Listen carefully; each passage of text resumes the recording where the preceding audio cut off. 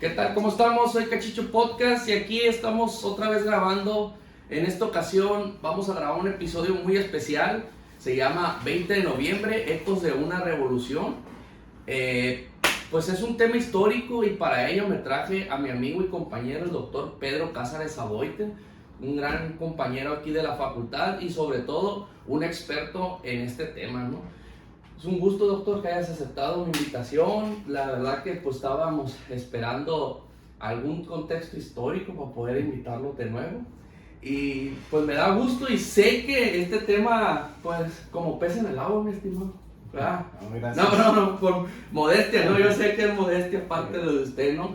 Pero Gracias. pues es más que nada un tema que sé que lo domina, sé que lo vamos a poder aterrizar hacia las nuevas generaciones, estas generaciones que ahorita pues creo que no tienen un poco el contexto de lo que significa para las personas o para algunas cuestiones de historia lo que viene siendo la Revolución Mexicana, ¿no?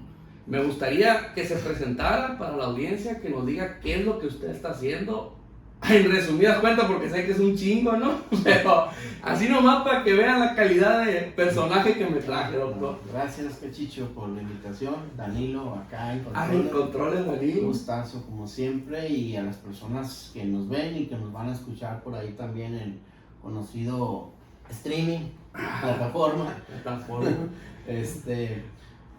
Gracias por acompañarnos y a ti gracias, Cachicho, por la invitación. Yo soy historiador de formación, ¿no? Fue lo que me tocó estudiar. He escrito sobre todo, investigado sobre bandolerismo, obreros, campesinos, indígenas, Revolución Mexicana, contrabando, sobre todo actores marginales de alguna manera, ¿no? Ha sido mi itinerario en el cual he transitado pues ya algunos años siempre, ¿no? Como queriendo la cosa. Y pues el tema por el cual nos convoca hoy, Revolución Mexicana. Llama la atención. Ecos de una revolución, doctor. Ecos de una revolución. Voy a iniciar con este aspecto, con esta anotación. Durante el gobierno de Felipe Calderón, particularmente, en el de Vicente Fox comenzó, pero fue más en el de Calderón, porque a él le tocó el centenario de la revolución y el bicentenario de la independencia. Ahí empezó ya una metamorfosis más evidente a modificar radicalmente el clásico desfile del 20 de noviembre, con sus tablas rítmicas, motivo de muchos memes, ¿no? En días pasados, ¿no? Que si Pancho Villa estaba haciendo la tabla rítmica, que si Zapata estaba cortando el papel china, en fin, ¿no? Los memes es otro lenguaje también muy, muy interesante. ¿Y quién bailaba reggaetón en ese entonces? Sí, exacto, ¿no? Música horrible. Bueno, a mí no me gusta, perdón. Muy de respetarse, ¿no? Perdón. Y hago esa anotación porque precisamente uno de los, digamos, legados cívicos ha sido el desfile.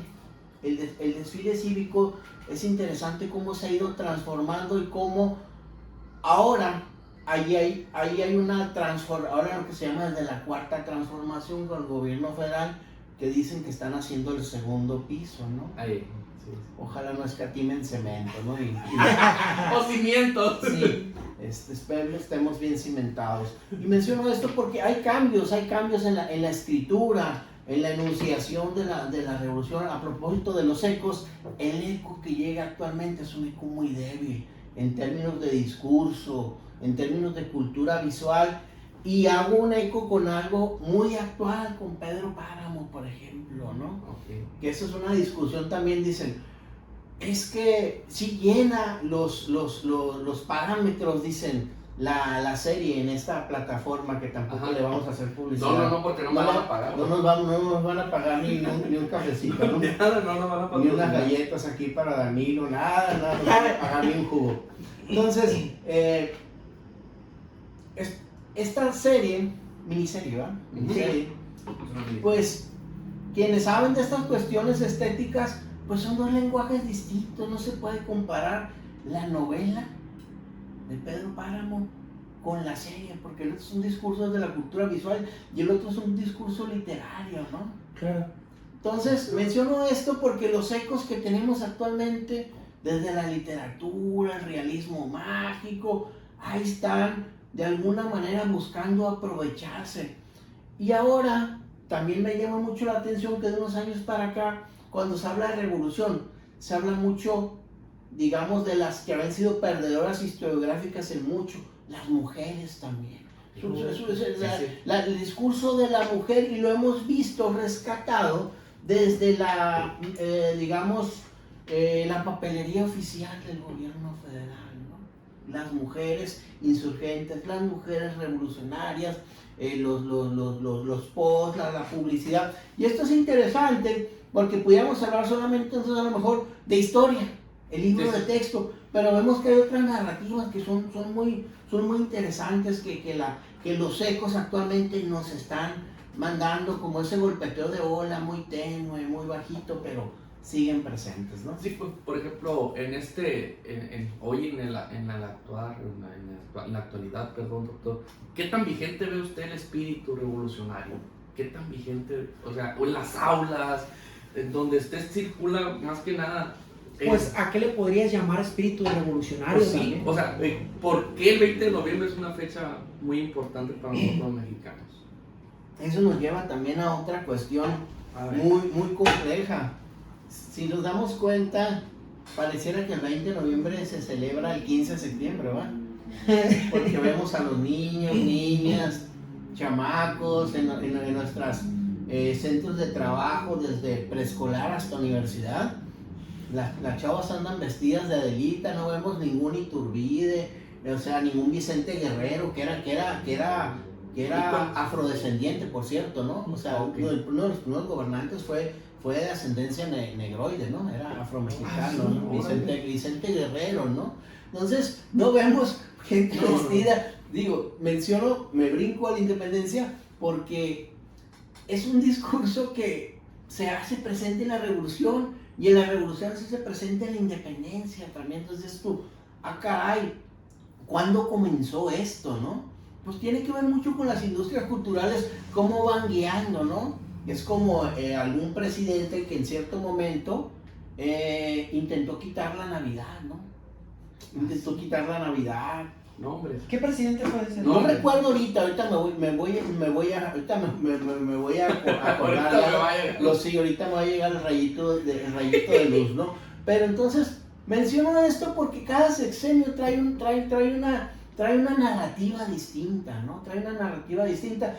Y los chicos, muchos de ellos, y no lo digo de manera altivosa, arrogante, producto de que se ha ido cercenando en la política educativa, la formación histórica, cívica, filosófica, de conocimiento geográfico también, los chicos no tienen los conocimientos básicos.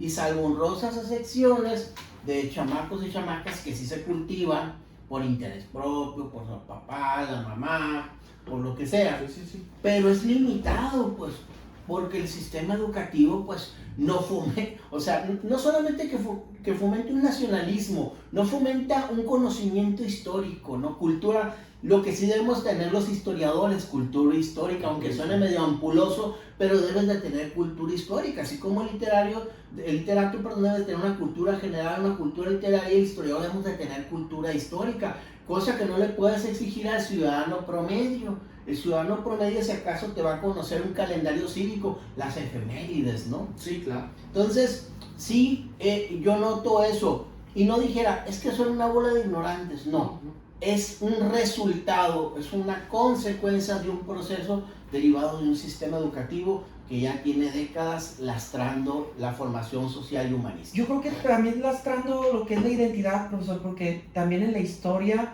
le permite a los pueblos tener identidad, y el tener identidad genera tener raíces y tener con qué identificarse para poder generar derechos y poder generar algún tipo de poder que de alguna manera a ciertas instituciones de que tienen el poder no les conviene que tú tengas identidad, ¿no? Pero aparte, que los pueblos la tengan. más que identidad, lo que vemos de estos ejemplos que yo les he mencionado, Ajá. es una identidad diseñada, es una identidad proyecto, dijera este antropólogo, sociólogo urbanista Manuel Castells. Pero lo que no hay es una política de la memoria colectiva, porque si tú tienes una política de la memoria muy confeccionada, tienes lugares de memoria, conoces tu historia, vas a conocer los agravios, vas a conocer las formas de reivindicación, y esto evidentemente genera lo que algunos lo critican mucho, pero muy pocos lo conocen, este lenguaje marxista, la conciencia. ¿Sí? No solamente conciencia de clase, conciencia histórica. Conciencia histórica, porque... Y eso es muy peligroso para las democracias. Claro, y también hay una conciencia de todo esto que dice Hegel del espíritu de la época, ¿no?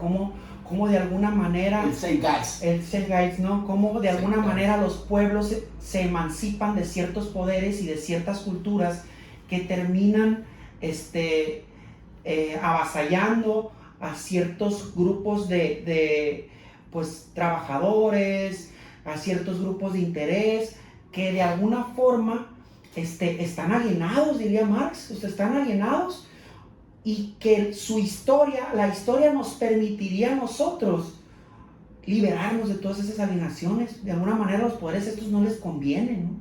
Claro, sí, tiene que ver mucho con esto que les mencionaba al principio. A mí llama la atención que el gobierno municipal al menos conserva el desfile cívico, como sea, y eso también es objeto de estudio, hay libros escritos sobre eso. Entonces los ecos que yo noto, percibo, no digo que sean totalmente adecuadas mis interpretaciones o mis recepciones, son transformaciones de acuerdo a la postura ideológica de todo.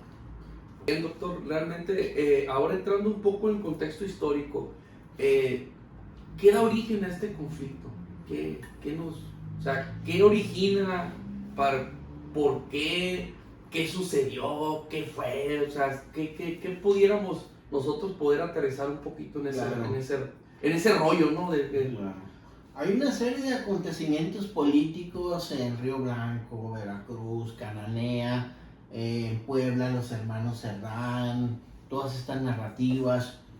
Y hay dos libros que dicen que fueron proféticos. Uno que se llamaba Los Grandes Problemas Nacionales, de Manuel Molina Enríquez, que por ahí anda todo ese libro circulando. México Bárbaro, John Kenneth Turner, que en realidad hay algo muy polémico ahí, que dicen que quien realmente era mejor en el periodismo era su esposa, su pareja, Ethel Duffy Turner, ¿no? Una feminista con orientación de la sufragista, una paisana de acá Sonora, hizo una tesis muy buena que fue premiada incluso con el premio Frey's Katz. Es un premio de investigación muy importante. Entonces, la narrativa inicial habla de toda esta gira, y luego la entrevista James Krillman a Porfirio Díaz. México ya está listo para la democracia. Y al final, pues Porfirio Díaz parece que revivió ese dicho de que si más hombres que yo se han rajado, y se rajó y se religió, ¿no? Entonces, sin embargo, pensar que la revolución surge únicamente por la gira de Madero, no. Fíjense que quienes han profundizado más en este tema encuentran que ya había focos de disidencia importantes, clubes políticos que obviamente no se revelaban, pero lo cierto, no hay que olvidar que hubo un intento de asesinato de Porfirio Díaz, ¿eh? Sí, no recuerdo ahorita la fecha, pero un intento de asesinato. Hubo una serie de situaciones muy particulares, encarcelaron a no pocos periodistas, caricaturistas. O sea, si uno piensa que Ríos ha sido todo el tiempo, Posadas, ha habido otros personajes, Vanegas Arroyo, en fin, y otros individuos que estuvieron en el exilio, ¿no? También. Entonces, realmente, al menos desde hace una década, ya existía bastante inconformidad. Incluso entre los viejos políticos que subieron con Díaz al poder, los llamados científicos ya los miraban con recelo, que era una generación más joven, con más estudios, una generación más de civiles o de militares de sable virgen. O sea, ¿cómo se dice sable virgen? Es que ¿Cómo no pelearon así como sus antecesores tanto, pues, o nada. Egresados del colegio militar, ¿no? Limpiecita la... Exacto, no venían tintos en sangre, ¿no? Entonces, esto es importante porque pareciéramos que decir, el 20 de noviembre Ajá. inicia la revolución. Madero era un tipo muy interesante, el señor había sido político porfirista, al igual que Carranza, también jugaba a la ouija el señor, no sé si sabía, jugaba a la ouija, era teosofista. ¿Quién? ¿Carranza? Madero. Madero, sí, jugaba a la ouija, entonces era una personalidad muy peculiar, ¿no? Entonces, Madero, entonces muchos dicen que precisamente eso obró en su contra esa falta de carácter cuando convoca el 20 de noviembre de 1910 a levantarse en armas. ¿Qué pasa aquí en Sinaloa? ¿Qué había en Sinaloa? Nos brincamos, nos venimos acá a nuestro rancho grande, ¿no? Sí. En Sinaloa también había cierta inconformidad. De hecho, hubo una campaña política muy fuerte entre Ferrer y Diego Redo. Son personajes de Sí, Sinaloa. fue gobernador Redo. De hecho, él salió huyendo, estuvo en Los Ángeles, California, exiliado con alguien de aquí de la región, Francisco Rantian y Sarmiento, Damaso Rentería, alguien aquí de Las Cruces, un ejido por aquí cerca, Ranchería. Manuel Borboa, también acá del rumbo de Mochicahui, pero que vivía acá en Ahome. Y la revolución empiezan a bajar acá en el caso Sinaloa de la Sierra de Durango, de Chihuahua, orosquistas, grupos muy peculiares de Sonora también. No hay que olvidar que estas personas mucho tiempo estuvieron peleando contra los apaches, entonces ellos tenían una preparación para la guerra. Para ellos fue como que iniciar otra campaña militar más, en cierta manera, ¿no? O sea, para ellos la guerra nunca había terminado, o sea, y esto es importante y nos da pie a entender por qué los sonorenses pues supieron manejar el país, ¿no? Y trapearon, aunque no nos guste, con los generales militares sinaloenses, ¿no? Pues incluso trapearon con la conquista también, porque permanecieron muchos grupos de esos, ¿no? Sí, entonces el 20 de noviembre es la fecha, es el acontecimiento, pero todo el telón de fondo que había tiene que ver mucho con esta situación de que había inconformidad, y eran inconformidades distintas, no solo, por ejemplo, decir, es que no solamente los sectores populares sí tienen capacidad ellos de rebelarse, pero también ocupan ciertos liderazgos, ciertas vías. ¿Quiénes fueron estos líderes? Pues Zapata, pues uno de ellos, ¿no? Por ejemplo, ¿no? Pero no hay que olvidar que Zapata también era un hacendado. Era un Richie. Sí, era alguien, digamos, con capacidad económica, porque solo alguien con capacidad económica puede mover un contingente de personas, darles caballos, armas, parque, en fin, todos estos elementos necesarios para de alguna manera poder levantarse en armas. Villa aprovecharon las vías del tren para movilizarse, igual también los sonorenses, sinaloenses, sitiaron aquí. Los mochis, pues también no fue ajeno a esta situación. Como mencioné, varias personas de aquí de la región salieron huyendo, y los mochis, por ejemplo, entre 1911 y 1913, aparte de la revolución, tuvo una epidemia de viruela muy fuerte, muy fuerte, una epidemia de viruela que diezmó la población. O sea, de por sí éramos un pueblo chico, se minimizó más, y aparte la gente... Lo redujeron. Sí. Aparte de la gente que salió huyendo, ¿no? También eso hay que mencionarlo. Culiacán es tomado por duranguenses, también personas que bajaron de Badiraguato, Mocorito, San Ignacio, Melquiades, Conrado Antuna, como Juan M. Banderas, que fue presidente de la Junta Militar, que fue el que dio la orden de fusilar al coronel Morelos. No omito mencionar que Banderas, este personaje muy polémico, hay un libro por ahí que hizo un amigo, Saúl Amezquita, él fue, digamos, el primer gobernante emanado de la revolución aquí en Sinaloa. Banderas, pues da la orden de que se truenen a Morelos, a este militar, y protege la huida del gobernador Porfiriano, porque había sido su patrón, Diego Orredo, y hey, no lo toquen, dice. Y incluso en las memorias del ingeniero Molina, van y lo buscan, dice él que van y lo buscan, oigan, queremos cortar la luz, porque vamos a tomar la ciudad. Y pues él, no, pues sí, que miren, que no sé qué, tratando de persuadirlos, porque han sido varios. Entonces es interesante esta especie de diario del señor Molina, que fue un funcionario público muy importante. Él construyó varias obras, el mercado Garmendia, por ejemplo, él lo construyó, entre otras, se casó con una viuda muy rica. Y la revolución va avanzando por Sinaloa, va avanzando, llegan a Mazatlán, también lo toman. Y luego hay una contrarrevolución, como ustedes saben, ¿no? Victoriano Huerta, el Chacal, que por cierto fue uno de los primeros que abogó por la legalización de la marihuana, ¿eh? Francisco, no, es de otros pecadillos, ¿no? Victoriano Huerta, ¿no? El llamado Chacal abogó por la marihuana, sí, por la legalización de la marihuana, ¿no?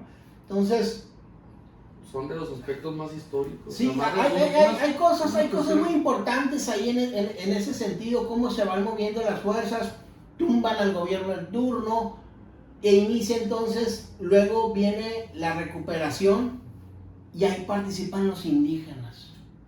Okay. Aquí empiezan a participar los yaquis, los mayos, hay bastantes imágenes del Fondo Casasola, de Abitia, también tomó videos, cada facción revolucionaria tenía Salvador Toscano, los hermanos Mayo, en fin, hay bastantes cineastas y fotógrafos que fueron fotografiando y filmando batallas, la vida cotidiana, por eso son esas imágenes que nos encontramos de forma muy recurrente, pero Sinaloa sí padeció la revolución. Hay registros oficiales que al menos 5,000, 6,000 personas salieron huyendo del estado. ¿Sí? Entonces, tomando en cuenta la época, sí es una cantidad considerable. No, súper interesante, doctor. En esta cuestión me llama mucho la atención, como comenta, la intervención de las personas, de los indígenas en esta cuestión, en este rollo, ¿no?, de la revolución aquí en Sinaloa.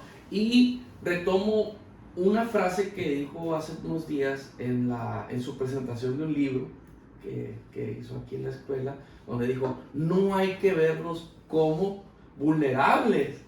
Ellos son unas personas muy inteligentes, andan en todo el rollo, o sea, y ahora que dice esta parte de la revolución, cómo ellos ahora sí que intervinieron, y ahora sí, qué tradiciones y qué costumbres actualmente surgieron de esta intervención de las personas, qué tipo de música, no sé, cine, todo esto que va surgiendo por la revolución aquí en Sinaloa, incluso hasta en el nivel nacional. Claro, evidentemente, como mencionabas esos días, hay una deuda histórica, pero esta deuda histórica siempre ha sido diseñada del Estado-Nación mexicana como una política de asimilación del indígena, volverlo mexicano, ¿no?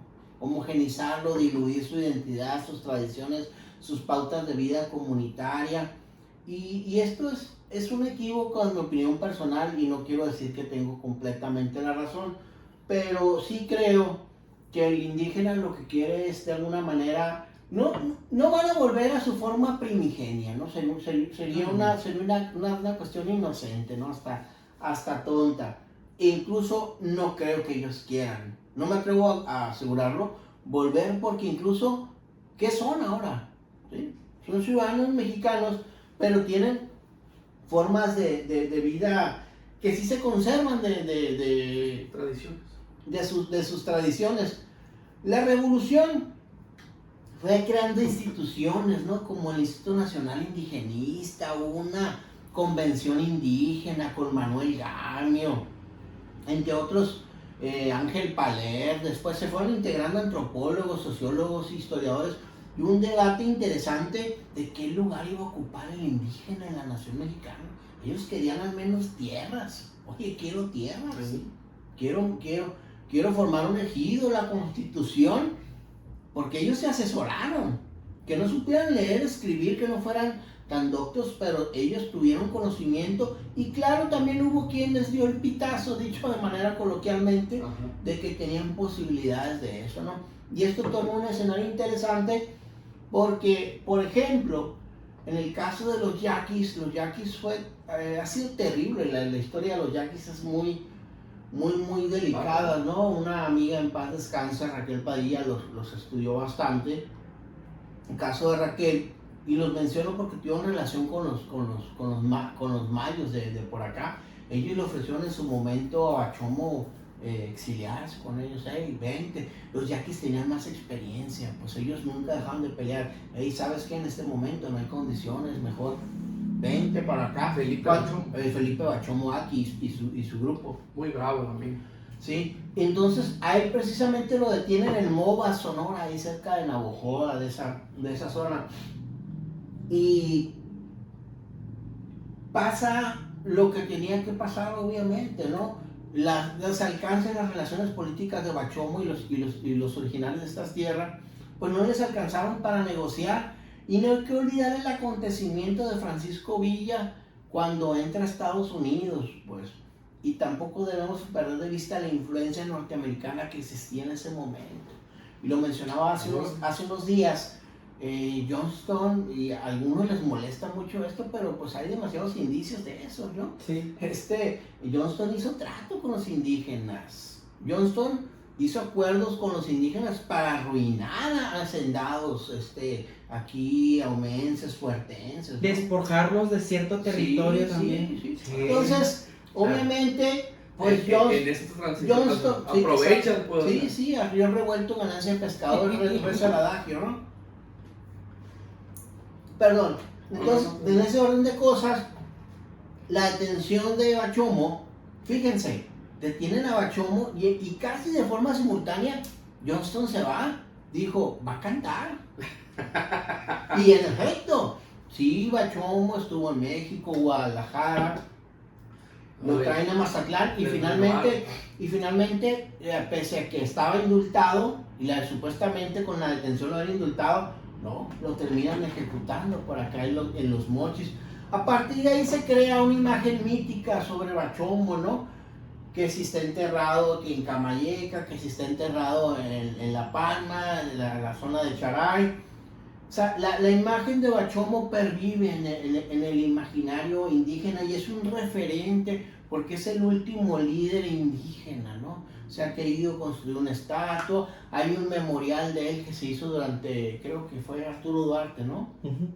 Entonces, ahí sobre el Boulevard Rosendo G. Castro, y esto es muy importante porque se convierte en un mártir, ¿sí? Se convierte en un mártir que se ha vuelto un objeto de estudio y hay estudios de diversa índole.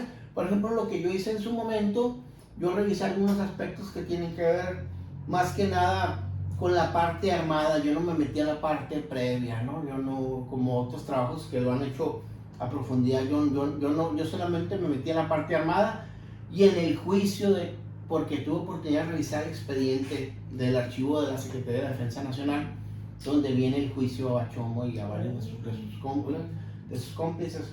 Y ahí es donde ellos detallan, nosotros le robamos a fulanito y tal gringo nos recibía las cosas, nos daba comida, armas.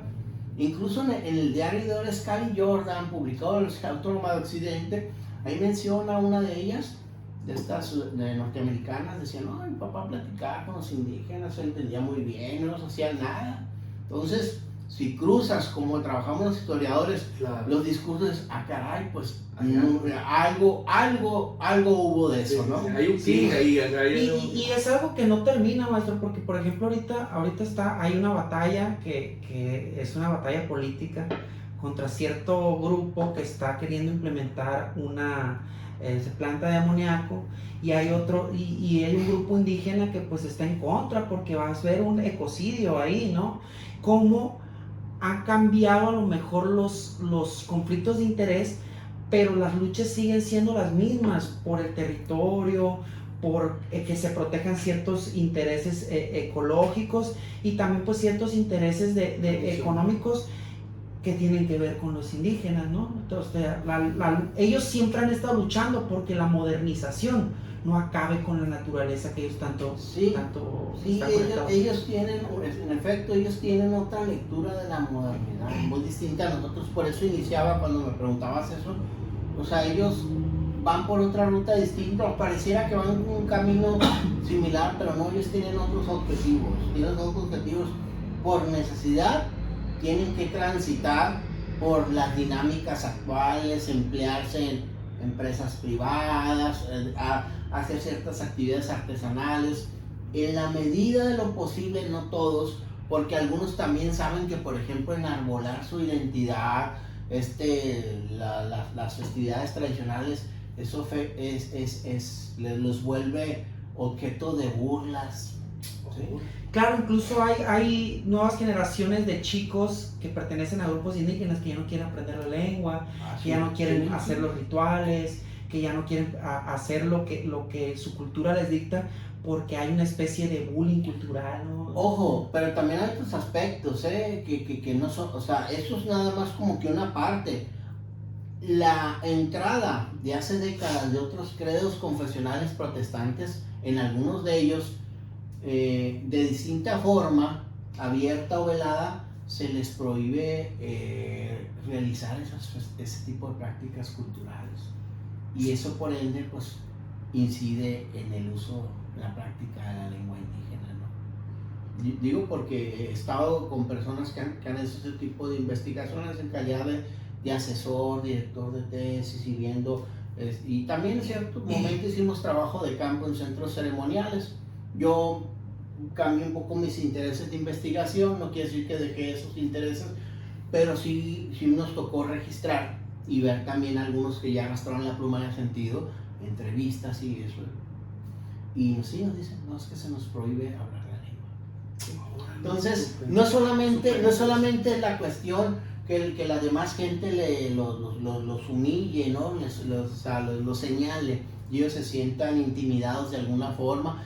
Incluso hay mismas mujeres que dicen, no, es que yo me duele, pero no les he enseñado la lengua porque no quiero que sufran vejaciones, humillaciones, ¿no? Mujeres, ¿no? Entonces, es un proceso histórico muy, muy complejo en el caso de los indígenas, y por eso es una resistencia desde la revolución en el caso de nuestra región, ¿no? Pues súper importantes, doctor, estas anécdotas curiosas sobre la revolución, y la verdad que pues sí nos ha redactado muchas cuestiones de la identidad nacional, ¿no?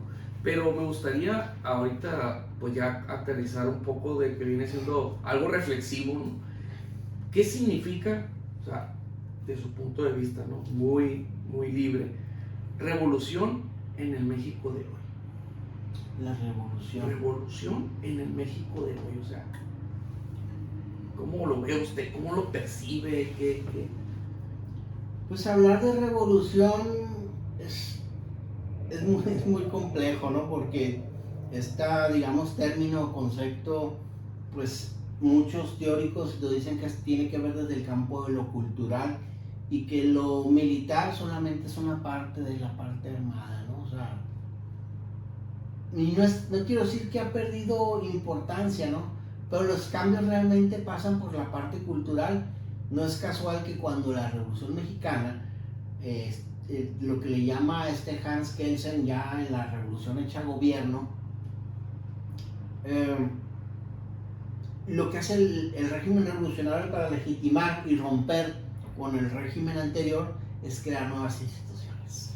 Claro, también hay Antonio Gramsci que propone, ¿no? También cómo las culturas se van modernizando, pero también a través de la cultura, el arte, las expresiones intelectuales son las que dan el pie a la revolución. Cómo la memoria intelectual, la memoria cultural y artística dan el pie para que la ciudadanía, o sea, los ciudadanos, vayan buscando métodos para expresarse de forma distinta. Yo creo que ahí comienza la revolución, como propone Gramsci, ¿no? Sí, claro, por eso menciono que la parte cultural es importante, ¿no?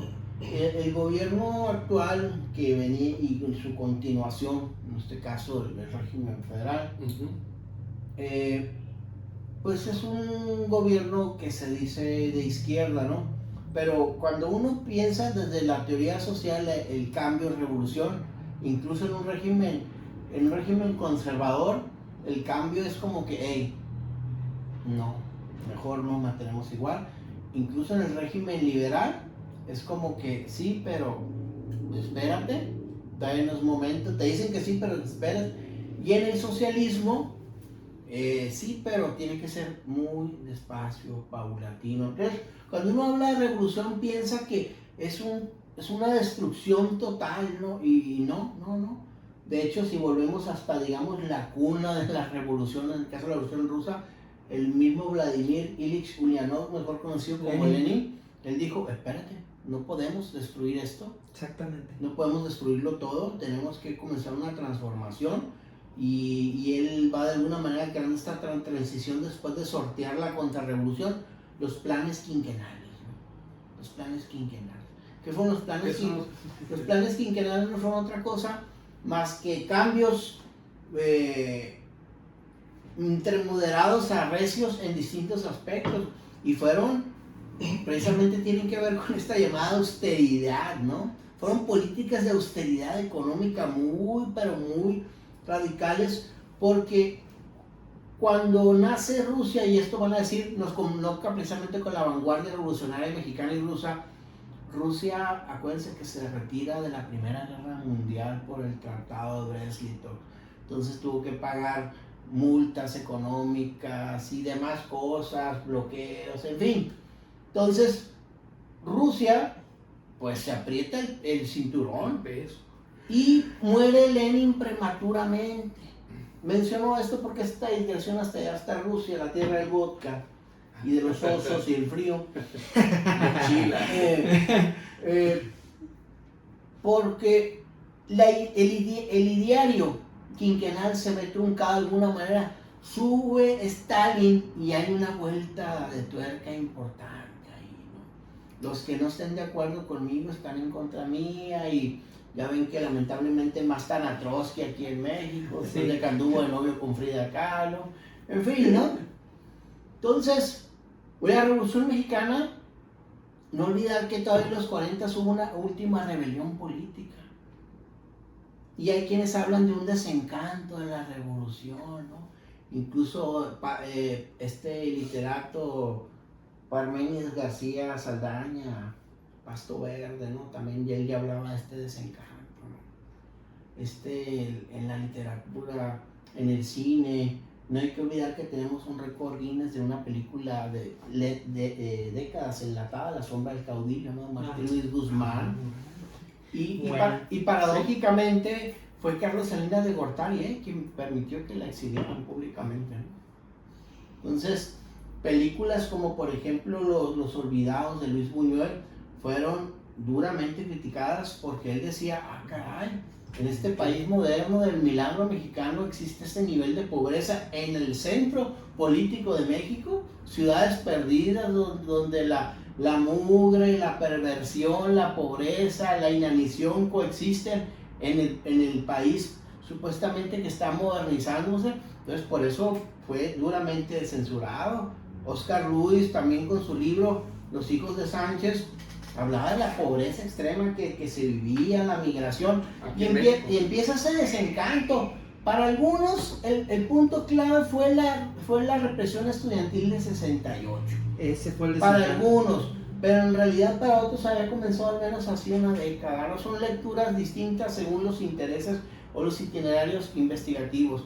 Entonces ya sabemos que después hubo más movimientos estudiantiles, empiezan las guerrillas urbanas, incluso guerra de guerrillas también. Sí, el focalismo, luego se pasan a la clandestinidad, viene la revuelta política, mucha gente se exilia, Y paradójicamente llegan muchos exiliados políticos también de otros, porque México era un referente de democracia por la Revolución Mexicana y vivía lo que algunos llamaban una dictadura blanda. Eran unos contrastes porque México, en la Organización de Estados Americanos, era un referente. Sin embargo, pues tenía cierto nivel de caos, evidentemente, al interior, un deterioro político ya muy avanzado, ¿no? Y es como después los revolucionarios buscan la institucionalización del país, ¿no? Como Plutarco Elías Calles crea todo ese grupo revolucionario crean un partido.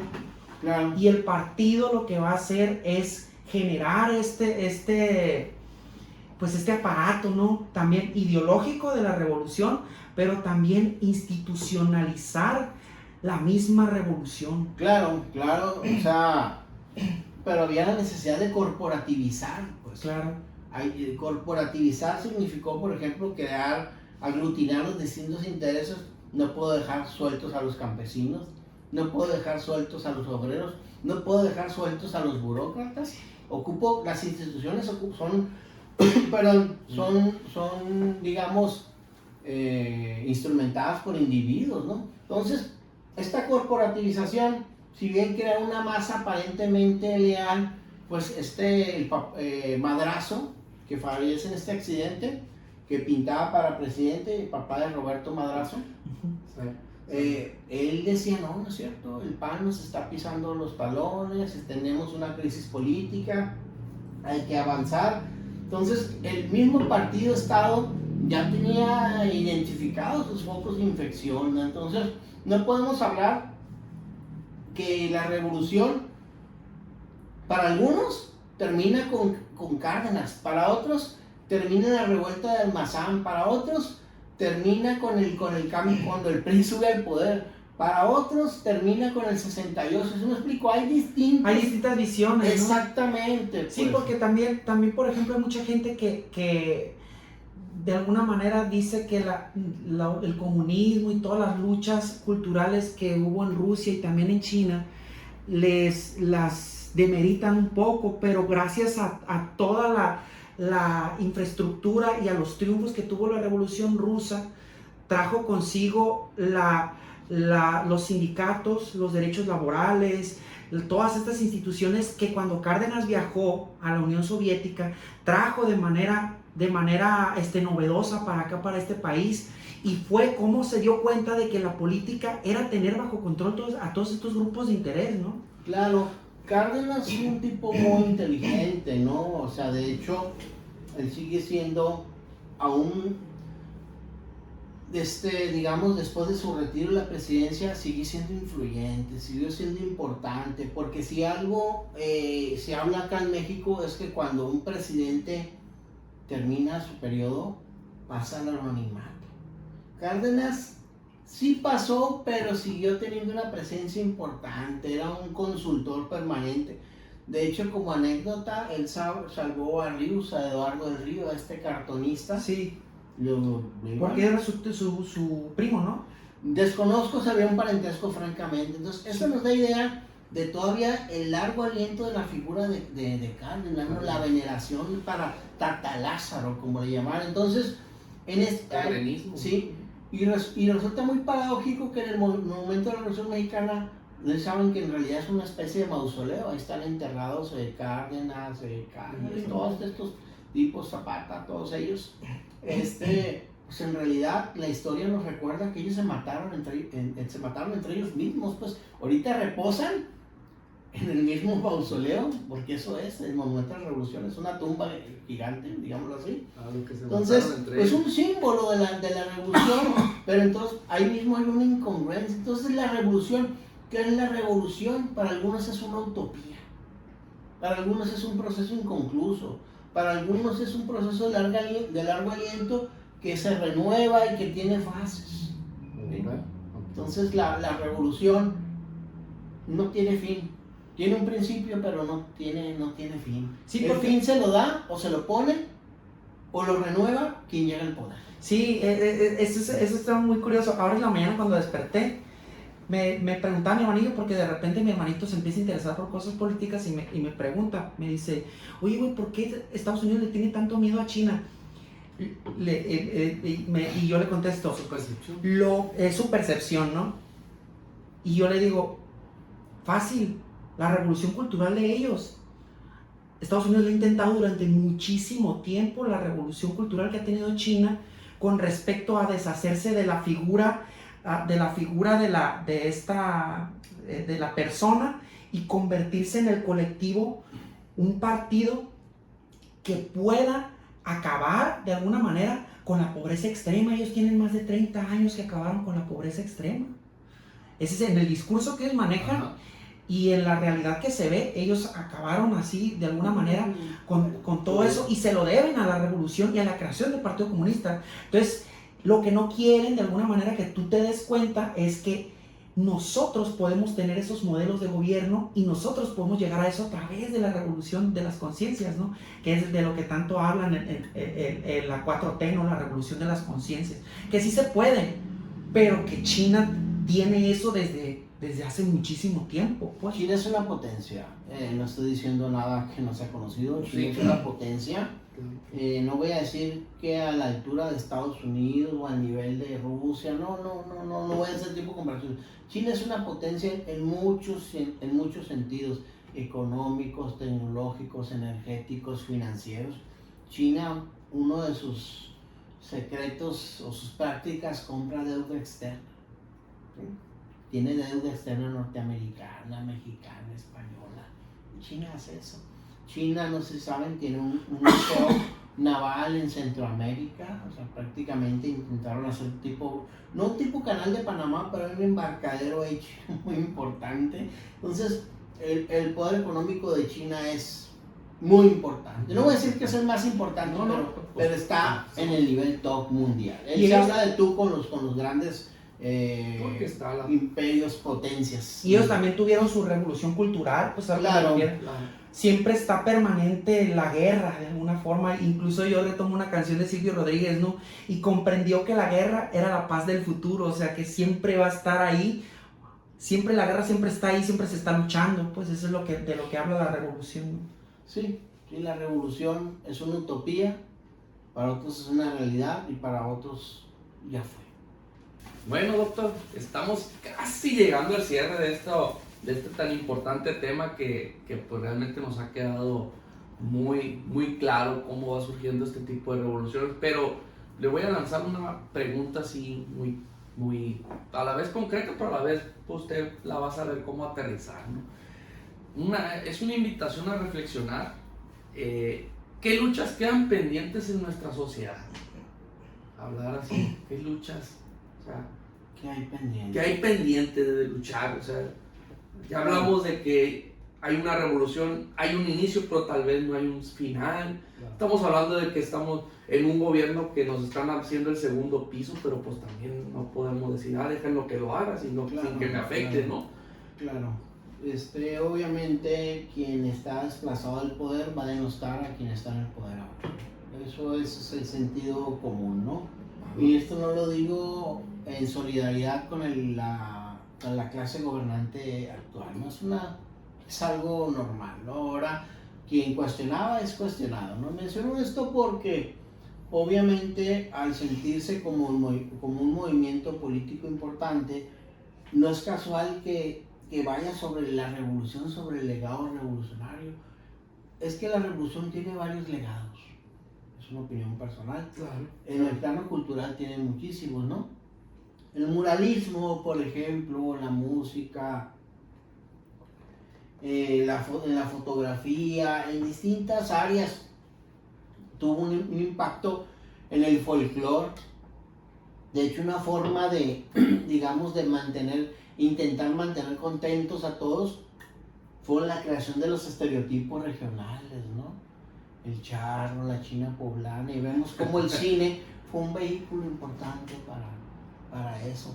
La danza. Para difundir. Para difundir estos estereotipos, el folclore. Los cantautores. Sí, exacto, la música ranchera, todo el género vernáculo, ¿no? Que es el Rancho Grande, la película Allá en el Rancho Grande, sino una añoranza de esos tiempos de la paz porfiriana, ¿no?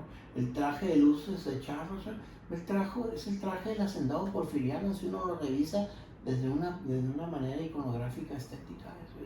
El traje charro, eso. Y menciono esto porque la época del cine de oro mexicano no es casual que se crea un banco dedicado exclusivamente para producir cine con esa orientación, ¿no? Por eso es que se crean instituciones para el rescate de digamos, arquitectura que hable de una nueva identidad, nace el INA, nace después el Fondo de Cultura Económica, nace la Secretaría de Cultura, se fundan o se refuerzan las universidades estatales, ¿no? Nuestra alma mater ya existía, pero en algún momento pues fue hasta la Universidad Socialista del Noroeste, ¿no? Nuestra universidad fue socialista en algún momento, ¿no? Y menciono esto porque es importante. En el campo de la cultura, dijo el gobierno y la educación, tenemos que tener un control férreo, ¿no? Entonces, para no hablar de la parte armada, sino de esta parte que nos debe generar mucho interés, y no como la única ni que lo quiera reducir a esto. Por eso digo, hay muchísimos legados, y el legado más importante es que la revolución, y soy muy insistente en eso, es una revolución cultural, porque finalmente la cultura, el campo cultural es en el cual tú vas moldeando las identidades, le das un sentido cívico, y pues lo vemos desde con lo que mencionaba al inicio, el cambio de nomenclatura de las calles, ¿no? Tiene una derivación de eso, ya no más nombres de calles porfirianas, nombres de revolucionarios, ¿no? Nuestras mismas calles fueron cambiando de nombres, se llamaban como estados. ¿Se acuerdan? La independencia era la Coahuila, por ejemplo, ¿no? Que luego se llamó Johnston y volvió a... En fin, todos los johnstonianos, ¿no? El culto siniestro johnstoniano, una devoción muy importante, ¿no? No niego la importancia yo histórica de Johnston, pero no soy un devoto, ¿no? Seguidor de hecho, yo si pudiera mencionar desde mi punto de vista, el maestro ya de la suya, una de las asignaturas pendientes que tiene la revolución es la educación y la cultura. Sí. La educación y la cultura, pero más que nada la educación, porque incluso había muy pocos que luchaban porque la educación se democratizara, que entre ellos Vasconcelos, ¿no? Que se democratizara la educación, que hubiera una cultura de la democracia, de la participación ciudadana, y cómo fueran intelectuales y aristócratas también, que sabían cómo funcionaba el poder y las instituciones, quienes arribaran a todos estos puestos, ¿no? Que fuera gente preparada, que se crearan universidades para el pueblo y que México estuviera preparado a ese nivel. Hemos alcanzado cierto nivel de educación, pero la asignatura pendiente es que esos profesionales tengan un trabajo y que sea remunerado de manera justa, creo yo. Eso es lo que le faltó a la revolución. No, es que pasó algo, y de alguna manera, y nos lo dicen los teóricos de distintas corrientes, aunque de maneras distintas, el Estado Providencia colapsó. O sea, ¿en qué sentido? Pues la política de bienestar social se fue disminuyendo. Recuerden que fue la pérdida de otro legado de la revolución, las empresas paraestatales.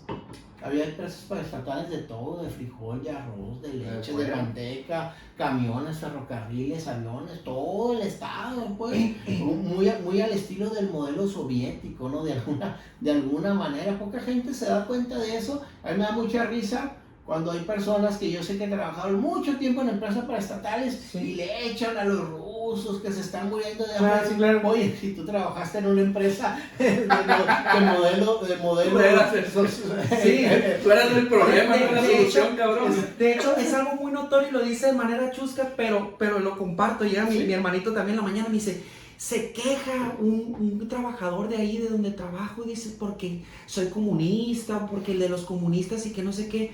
Me dan ganas de contestarle, decirle, lo que usted tiene ahora se debe a la lucha de todo lo que tuvo la revolución y de todo lo que ganó la revolución rusa y se vino para acá. O sea, no puede negar que las revoluciones han dejado un legado institucional favorable, y que el neoliberalismo lo que hizo fue venderlas, todas esas instituciones, Claro.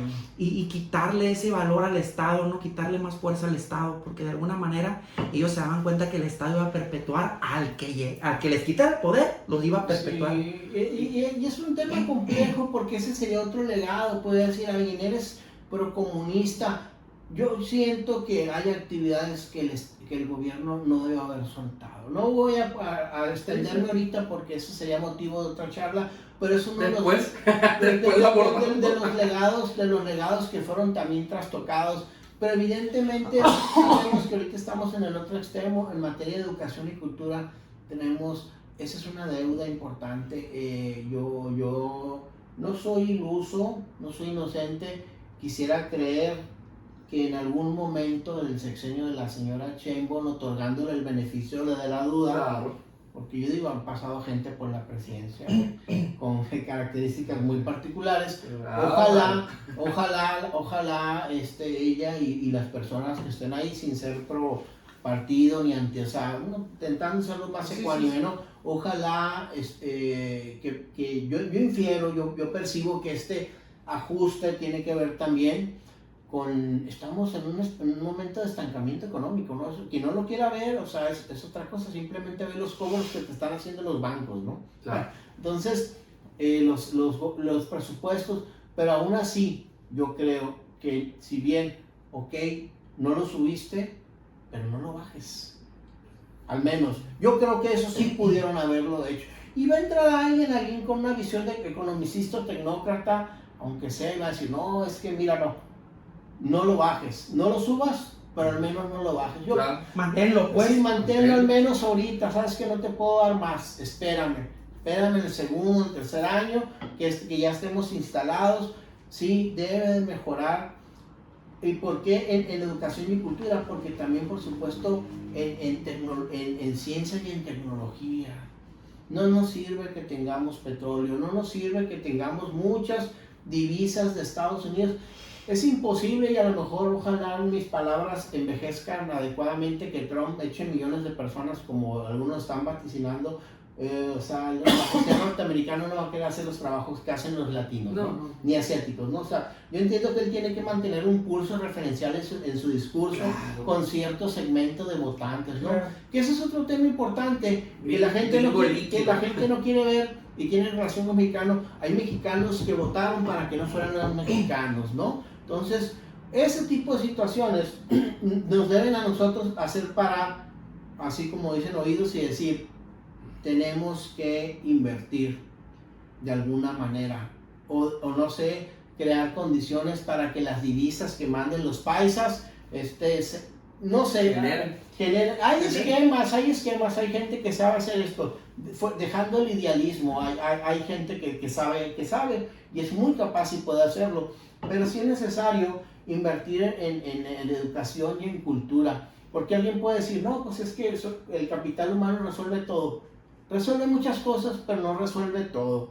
Y entonces eso nos permite de alguna manera, salvo otros factores, porque esto depende de otros factores, al menos que la educación sea una palanca de cambio social. Estaba checando unos datos del INAI, ¿no? Sobre las jornadas laborales a nivel mundial, ¿no? Y dice que, por ejemplo, México a nivel profesional y a nivel laboral tiene más horas en el mundo laboradas que Alemania, que tiene menos 520 y tantos, y Inglaterra, que tiene como 200 menos horas laboradas que México. México tiene un capital humano, como lo ha dicho, bastante, pues, que genera, que produce. Y me hizo recordar esos datos del INEGI, un discurso de Salvador Allende cuando viene a la UNAM, ¿no? Y dice Salvador Allende, hay que cuidar a nuestros profesionales porque ellos serán los que enarbolen la nueva revolución, que es la de la producción para que se sostengan las estructuras. Es tan importante que nuestros profesionales tengan la capacidad tecnológica y científica para poder que se modernicen los estados.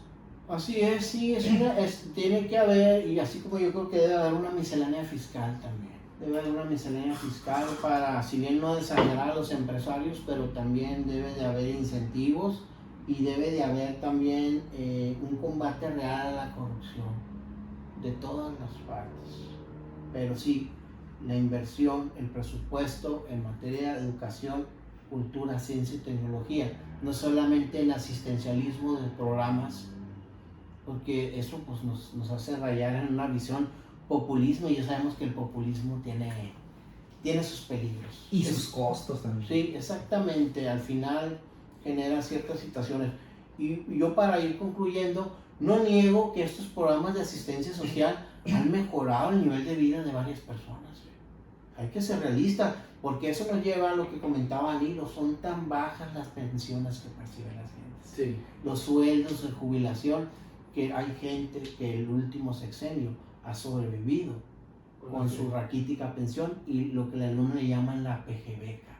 Pero es una realidad, la gente realmente necesita ese dinero, pero quizá no lo necesita por medio de un apoyo bimensual o mensual, ¿no? Lo ocupa a lo mejor como un salario, un incremento a las pensiones, ¿sí? O sea, obviamente sabemos, porque alguien puede decir, no, que esto no se puede. Sí se puede, pero entonces tenemos que flexibilizar distintos esquemas, pero sí hay bastantes asignaturas. Pero insisto, yo para mi caso, para concluir, la revolución que debe generar este sexenio, este piso, que no lo tiene que hacer solo, no lo puede hacer solo la clase gobernante, ojo, no le podemos pedir peras al olmo tampoco, hay que ser objetivos, pero sí ocupa flexibilizar esquemas recaudatorios, esquemas de capital humano, de bienestar social, de incremento de salario, mejora la calidad, el nivel de vida, pero también de alguna forma inversión,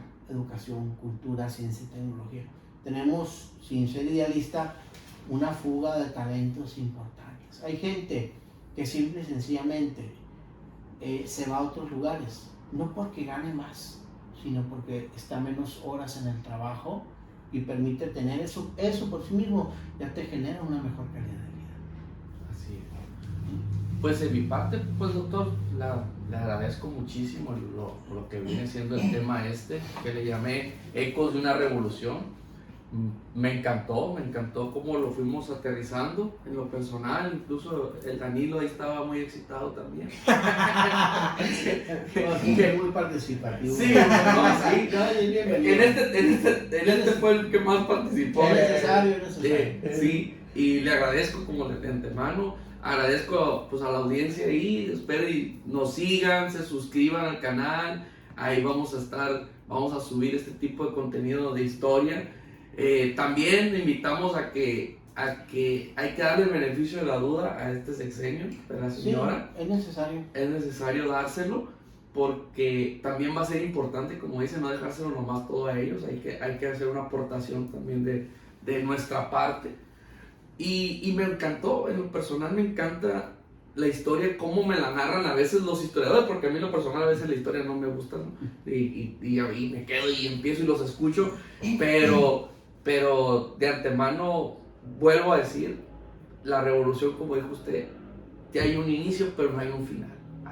Hay una apertura grande. Jóvenes, adéntrense, conozcan, porque si ustedes analizan un poco el capítulo, hay una situación en la que dice el doctor, ok, nos empiezan a bombardear con historia, y para que conozcas cómo fue la revolución, pero ojo, ahorita ya no les enseñan eso, no, ya lo retiraron. Pero pónganse a analizar, como dice el doctor, ¿cómo vamos a empezar a decir que fue muy bonito esto? Vamos a meterle la historia a todos los plebes. A mí me tocó, hombre, para todos lados terminaron macheteando la historia. Y ahorita mi plebe, ya no hay nada.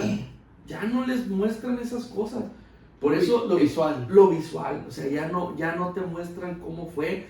Y no es bailar reggaetón, ni mucho menos esas cosas de las tablas rítmicas.